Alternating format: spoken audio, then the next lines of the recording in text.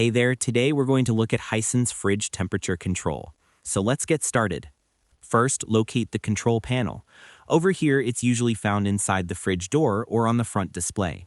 After that, press the fridge button repeatedly to cycle through settings, then choose between 3 degrees Celsius to 4 degrees Celsius for the best results. Then, press the freezer button to adjust the freezer temperature and set it to -18 degrees Celsius for ideal freezing. Over here, wait for 24 hours to let the fridge stabilize after adjusting temperatures. If your model has a manual dial, find it inside the fridge, usually near the light or back wall.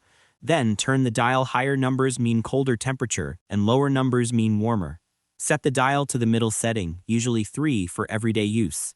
If your fridge isn't cooling properly, check if the door is sealing properly, lower the temperature, or rearrange items blocking airflow.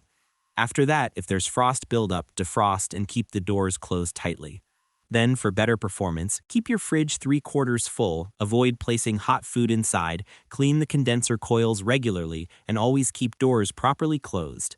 If the temperature settings aren't responding, unplug the fridge for 5 minutes, then plug it back in to reset. After that, readjust the temperature as needed. And that wraps it up.